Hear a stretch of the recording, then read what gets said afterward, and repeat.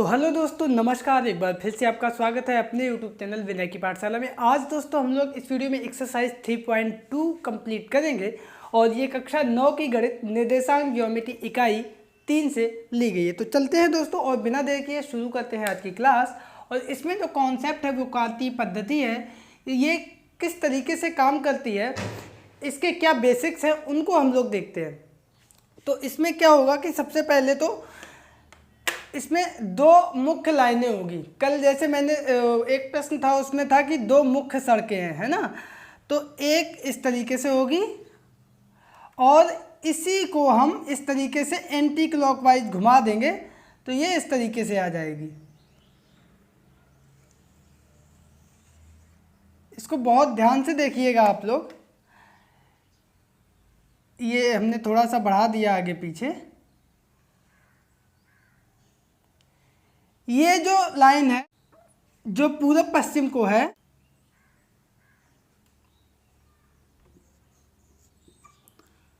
इसको हम लोग जो है एक्स अक्ष बोलते हैं। क्या बोलते हैं? एक्स अक्ष। और ये जो लाइन उत्तर दक्षिण है इसको हम लोग वाई अक्ष बोलते हैं।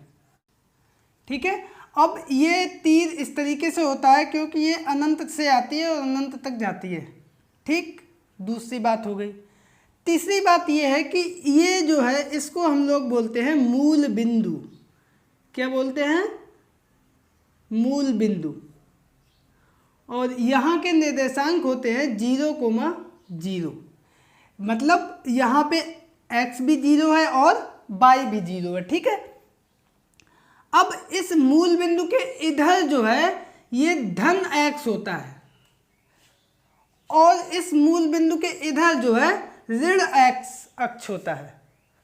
उसी प्रकार मूल बिंदु से ऊपर जो है धन y अक्ष होगा और मूल बिंदु से नीचे जो है वो ऋण y अक्ष होगा। ठीक है। अब इसको हम लोग जो है बराबर बराबर कॉलम में बांट लेते हैं। उसके लिए कल भी आपको हमने बताया था एक पैमाना मानते हैं और उसके अनुसार हम जो ये इसके खाने हैं वो हम लोग निशान लगा लेते हैं। ठीक है। ये मैंने लगा लिया। अब x अक्ष की दूरी यानी x अक्ष का निर्देशांक, x अक्ष का निर्देशांक मतलब x अक्ष पे चली दूरी, ये हमारी कहलाएगी भुज। क्या कहेंगे इसको? भुज। और ये क्या होगी?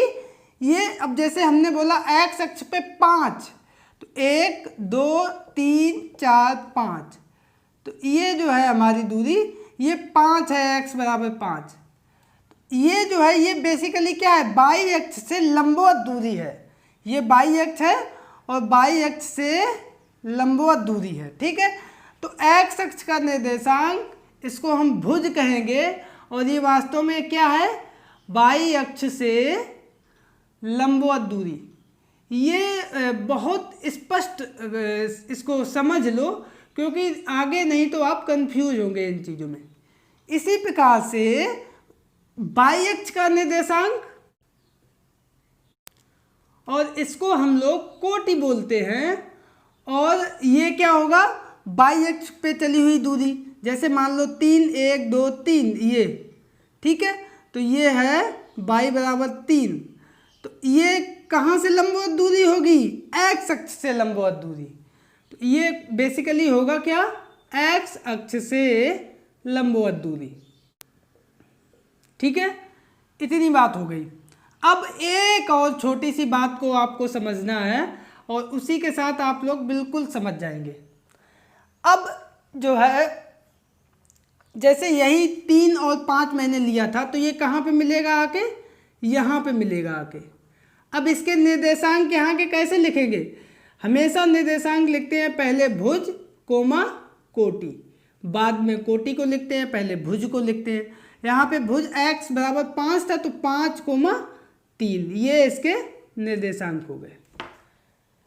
इसी तरीके से अगर हम इधर भी चलें 5 3 तो x अक्ष पे 1 2 3 4 5 ये हो गया एक्स अक्ष पे 5, लेकिन ये विपरीत दिशा में है, यानी x बराबर -5। इधर बोला था ना माइनस चिन्ह आएगा, और y बराबर हम वही 3 लेके चल रहे हैं, तो ये y के लिए तो ऊपर प्लस वाला ही है, तो यहाँ पे y बराबर है 3। यहाँ के निर्देशांक क्या होंगे, x की जगह पर 5 नहीं होगा, यहाँ पे होगा -5,3।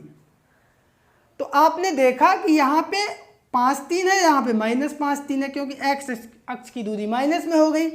उसी प्रकार से अगर हम इधर आए तो यहाँ पे x अक्ष की दूरी ये माइनस में चल रही है, ये x बराबर -5, और y अक्ष की भी दूरी y बराबर 3 यहाँ पे कैसी आएगी, माइनस आएगी, क्योंकि 0 से नीचे आएंगे तो ये -y हो जाता है। तो इसके निर्देशांक क्या होंगे, x, y, यानी -5, -3। ठीक है।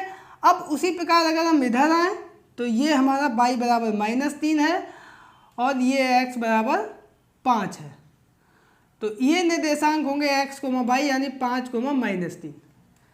तो इसमें आप बहुत ध्यान से ये देखो कि यहाँ पे दोनों प्लस की हैं संख्याएं, यहाँ पे दोनों माइनस की हैं संख्याएं, यहाँ पे x माइनस है, y प्लस है, यहाँ पे x प्लस है और y माइनस है। ठीक है। तो इसको हम लोग प्रथम चतुर्थांश बोलते हैं, प्रथम चतुर्थांश।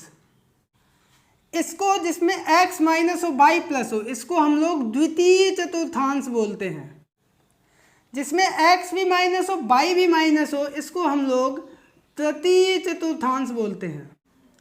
और जिसमें x प्लस हो, y माइनस हो, उसको हम लोग चतुर्थ चतुर्थांश बोलते हैं। तो आगे चल के आपसे प्रश्न इस तरीके से पूछे जाएंगे कि कोई निर्देशांक दे दिया जाएगा और कहा जाएगा कि ये हमें ये बताओ कि ये किस चतुर्थांश में आता है। ठीक है। तो बेसिक आपको याद रखना है, मूल बिंदु से इधर +x, इधर -x, ऊपर +y, नीचे -y, कोई समस्या नहीं होगी। तो अब हम लोग चलते हैं एक्सरसाइज की तरफ और देखते हैं कि क्या है हमारी एक्सरसाइज का प्रश्न नंबर 1। तो दोस्तों यहाँ पर पहला प्रश्न दिया गया है, उत्तर दीजिए। इसको हमने मिटाया नहीं है क्योंकि इसी से संबंधित प्रश्न है, तो हमको आसानी होगी बताने में। तो इसमें उत्तर देना है। और पहला प्रश्न है कि कार्तीय तल में किसी बिंदु की स्थिति निर्धारित करने वाले क्षैतिज व ऊर्ध्वाधर रेखाओं के क्या नाम है।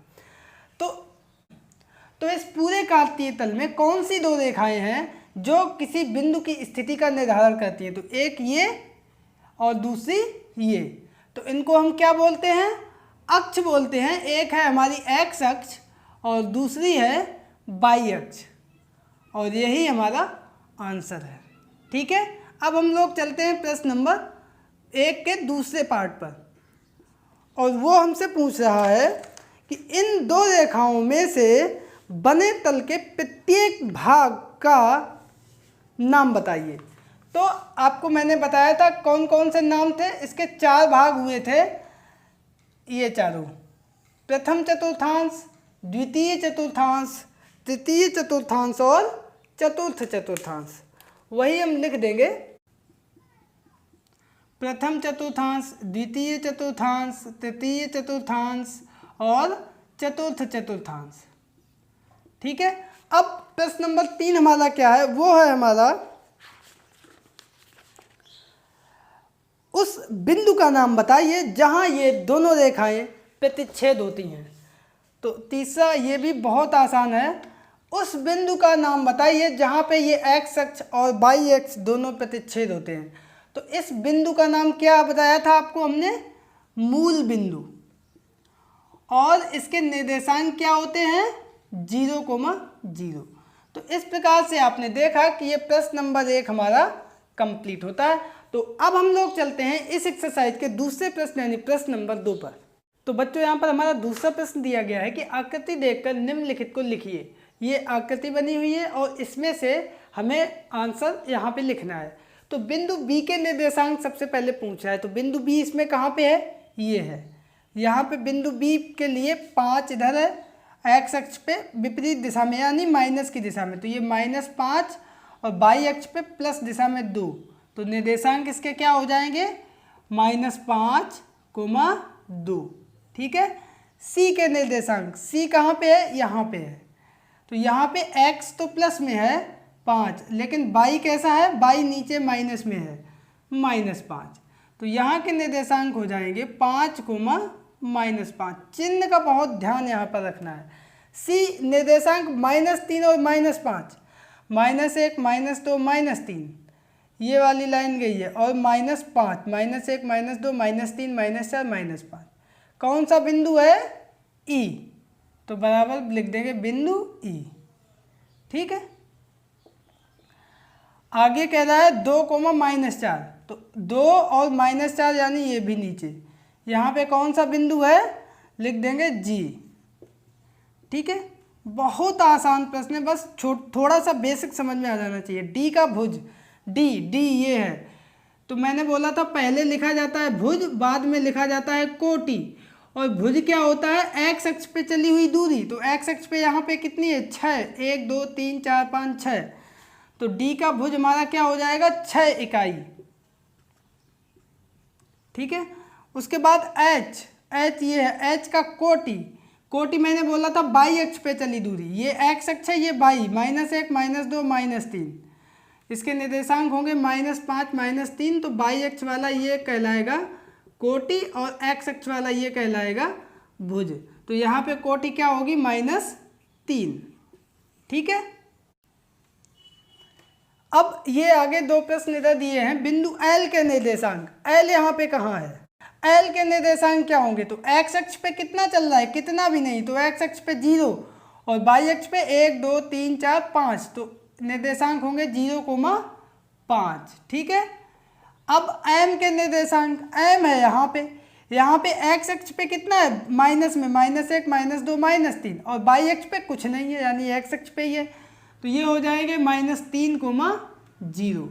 तो इस प्रकार से ये हमारे आंसर्स आ गए, और इसी प्रश्न के साथ हमारी ये एक्सरसाइज कंप्लीट होती है। इस एक्सरसाइज का मुख्य उद्देश्य था कि आप लोग बेसिक समझ जाएं, भुज क्या होता है, कोटि क्या होता है, चतुर्थांश क्या होता है, निर्देशांक क्या होता है, प्लस एक्स अक्ष कैसे होता है, माइनस एक्स अक्ष कैसे होता है। उम्मीद करते हैं आप लोग ये सभी चीज़ें बहुत अच्छे से समझ गए होंगे। तो दोस्तों आज के इस वीडियो में इतना ही, मिलते हैं कल फिर एक नए वीडियो और एक नई एक्सरसाइज के साथ, तब तक के लिए नमस्कार।